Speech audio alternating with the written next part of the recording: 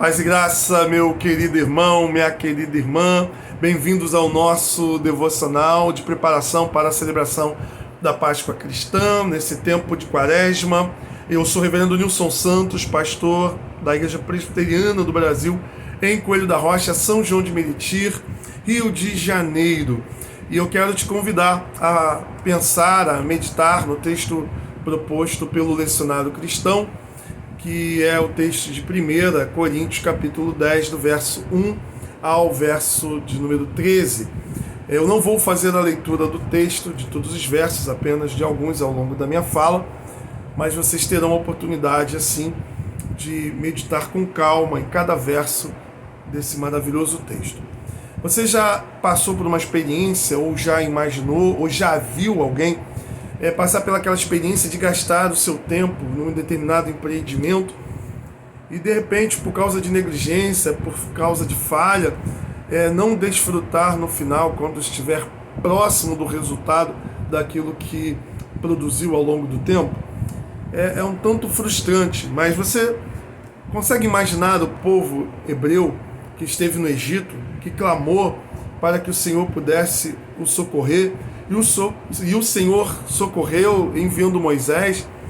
Esse povo que experimentou a travessia pelo Mar Vermelho debaixo da liderança de Moisés, que foi sustentado no deserto pelo próprio Deus através do maná, o pão que desceu do céu, através da água que brotou da rocha. E aí imagina que boa parte desse povo não entrou na terra prometida porque foi negligente, porque falhou, caiu no pecado da idolatria, da orgia, da murmuração. Paulo ele usa essas imagens, essas figuras como exemplos para que a igreja de Corinto não venha ter o mesmo prejuízo que o povo hebreu teve. Olha como ele começa o texto. Pois, irmãos, não quero que ignoreis que nossos pais estiveram todos debaixo da nuvem e todos passaram pelo mar. Todos foram batizados em Moisés na nuvem e no mar. Todos comendo do mesmo alimento espiritual e todos beberam da mesma bebida espiritual, porque bebiam da rocha espiritual que os acompanhava, e essa rocha era Cristo. Mas Deus não se agradou da maior parte deles, e por isso seus corpos ficaram prostrados no deserto. Essas coisas aconteceram como exemplo para nós, a fim de que não cobicemos as coisas más como eles cobiçaram. Então, Paulo chama a atenção, até porque ele vai usar essas imagens como figuras de realidades do Novo Testamento. Ele chama a atenção, então, da igreja de Corinto. A travessia do Mar Vermelho é uma figura do batismo, que tem a ver também com a nossa passagem do Egito para a caminhada rumo à Terra Prometida. O maná, a água que brota da rocha, como figuras que apontam para a própria ceia, que é um alimento espiritual. Paulo está nos chamando a atenção de que a simples participação dessas dádivas divinas não asseguram para nós a salvação. Nós devemos, na caminhada, no deserto, perseverarmos para não cairmos na tentação da idolatria, da orgia, da murmuração. Quando as coisas apertam, muitas das vezes somos levados a um sentimento de ingratidão. A ingratidão produz murmuração, a murmuração produz o endurecimento do coração, e assim então já não se consegue mais ouvir a palavra de Deus, a advertência do Senhor.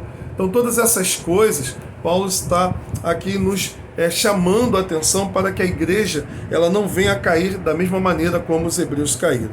E ele vai dizer lá no final, verso 12, assim aquele que pensa estar de pé, cuidado para que não caia. E aí nós não podemos também dizer que a tentação foi muito mais forte do que nós. Olha o que ele vai dizer. Não veio sobre vós nenhuma tentação que não fosse humana, mas Deus é fiel e não deixará que sejais tentados, além do que podeis resistir. Pelo contrário, juntamente com a tentação, providenciará uma saída para que a possais suportar. Então, Deus nos dá todos os recursos espirituais da sua graça para vencermos as tentações. E nós não podemos usar como desculpa a questão da nossa fraqueza, a questão ainda da presença do pecado em nós. Mas antes, nós devemos amar mais a Deus, o seu projeto, o seu plano para a nossa vida, do que essas coisas que ainda nos atraem. Que possamos mortificar a nossa carne pela presença do Senhor, através do uso dos meios de graça, que possamos de fato dizer não e buscar realmente fazer a vontade do Senhor, buscando as coisas que são do alto.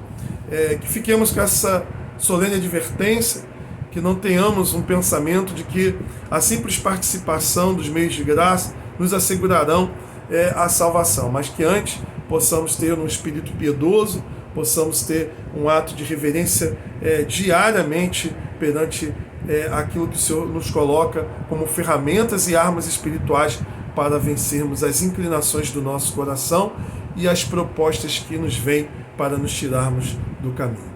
Vamos orar nesse momento. Pai bendito, em nome do Teu Filho amado Jesus, ajuda-nos a vencer e a superar, Pai, as tentações, as inclinações, ó Pai, pecaminosas do nosso coração.